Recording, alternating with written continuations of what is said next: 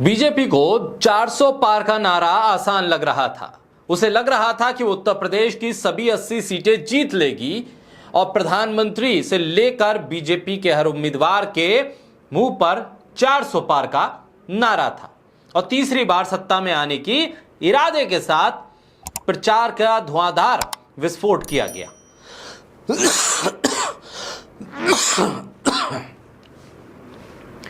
लेकिन जैसे जैसे पहले चरण से तीसरे चरण तक वोटिंग पहुंची, बीजेपी को हकीकत सामने दिखने लगी और हालात ये हो गए कि बीजेपी के नेताओं की भाषा बदलने लगी, उनके मुद्दे बदलने लगे और 400 पार का नारा दोहराया जाना बंद कर दिया, क्योंकि बीजेपी को लग रहा था कि यह लड़ाई कुछ पार्टियों और कुछ पार्टियों के गठबंधन के साथ बीजेपी की है। लेकिन दरअसल इस मुकाबले में बीजेपी के खिलाफ इस देश का मतदाता था। कमान जनता के हाथों में थी और गठबंधन को फायदा इस बात का था कि वो विपक्ष में है, इसलिए जनता गठबंधन के उम्मीदवारों के पक्ष में पहले से लेकर तीसरे चरण तक वोट देती नजर आई। जनता ने कमान संभाली, अपने हाथों में ली। पहले और दूसरे चरण में पूरी तरह से बिसात पलट गई। उत्तर प्रदेश में खासतौर पर गठबंधन आगे बढ़ता हुआ दिखाई दिया और बीजेपी को नुकसान के संकेत हर लोकसभा सीट से साफ तौर पर मिलने लगे।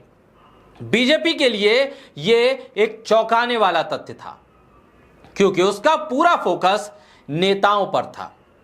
गठबंधन को कैसे तोड़ना है, गठबंधन के नेताओं को कैसे तोड़ना है, किसको कैसे अपनी तरफ प्रचार के लिए बुलाना है या फिर चुनाव से बैठा देना है, ये तमाम रणनीति बनाई जा रही थी नेताओं को फोकस करके। लेकिन इस देश की एक सबसे बड़ी आबादी, इस देश के मतदाता जो वोटर्स थे, उनको बीजेपी ने अपने फोकस में लिया ही नहीं। उनको रिझाने के लिए, उनको मनाने के लिए या उनको अपने पक्ष में वोट दिलवाने के लिए बीजेपी के पास कोई योजना नहीं थी। इसका नतीजा यह हुआ कि विपक्ष का आत्मविश्वास लौट आया और तीसरे चरण में विपक्ष बढ़ चढ़कर वोटों की अपील भी कर रहा है, वोट डलवा भी रहा है। और हो यह रहा है कि अब तीसरे चरण में पूरी तरह से प्रशासन हावी होने की कोशिश में।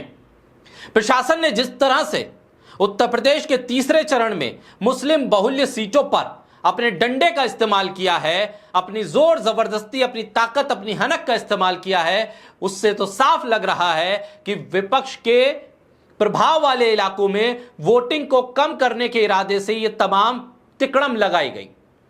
रामपुर मॉडल को इस्तेमाल किया गया। याद होगा कि रामपुर उपचुनाव में किस तरह से समाजवादी पार्टी या यूं कहें कि मुस्लिम बहुल्य इलाकों में वोटिंग को होने नहीं दिया गया, जिसका नतीजा यह हुआ कि कम मतदान की वजह से बीजेपी के उम्मीदवार रामपुर से जीत गए थे।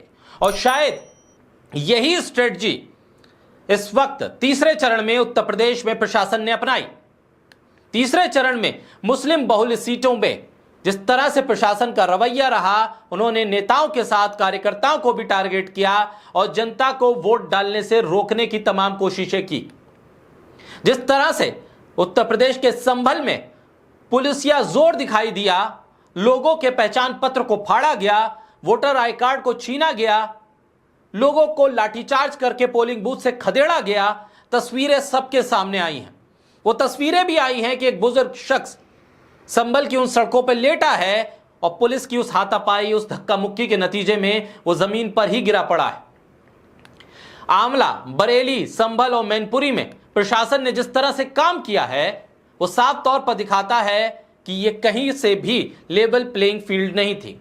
संभल की विधानसभा असमौली के गांव ओमरी में पुलिस ने जबरन खास तौर पर मुस्लिम मतदाताओं को वोट डालने से रोका। इस बात के आरोप समाजवादी पार्टी ने अपने ट्विटर हैंडल के जरिए लगाए। लोगों को लाठी के दम पर भगाया, डर के साथ भगाया। समाजवादी पार्टी के विधायक और संभल से प्रत्याशी जियाउर रहमान बर्क को भी पुलिस ने धक्का मुक्की के साथ हटाने की कोशिश की।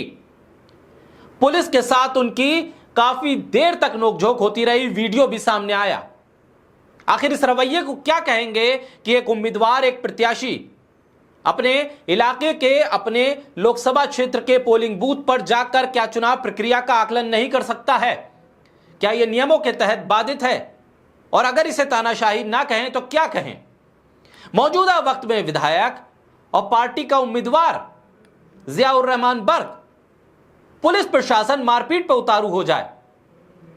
संभल प्रशासन पूरी तरह से रामपुर मॉडल को संभल में लागू करने की जद्दोजहद में लगा रहा। दिन भर जनमत को कंट्रोल करने की कोशिश की जाने लगी।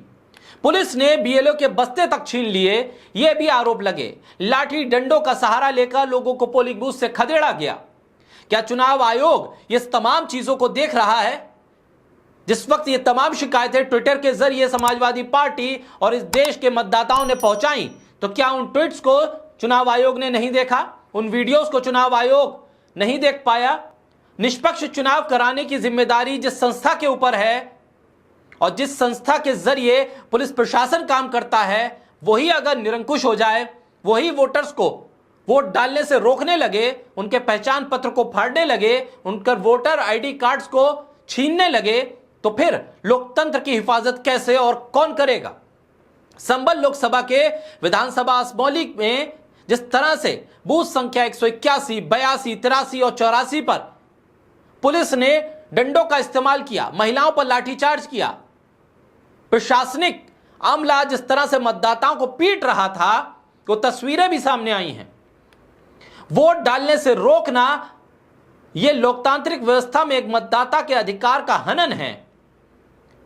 संविधान की आत्मा को बचाने के लिए, लोकतंत्र को मजबूत करने के लिए वोट डालना कितना अहम है, खुद चुनाव आयोग इसका प्रचार करता है। और फिर आखिर मतदाताओं को किस जुर्म की सजा दी जा रही थी? आमला लोकसभा के शेखुपुर बूथ पर जहां पर मुस्लिम मतदाताएं पहुंची थी, वहां पर भी इसी तरह की शिकायतें सामने आई। दरअसल गणित यह है कि संभल में लगभग 18 से 19 लाख वोटर है और एक अनुमान यह बताता है कि मोटा मोटा 9 लाख के आसपास मुस्लिम मतदाता है जो निर्णायक भूमिका अदा करता है। और शायद हर उस सीट पर जहां पर मुस्लिम मतदाता एक निर्णायक भूमिका में हैं, वहां पर मुस्लिम बूथों पर प्रशासन का यही रवैया कमोबेश देखने को मिला।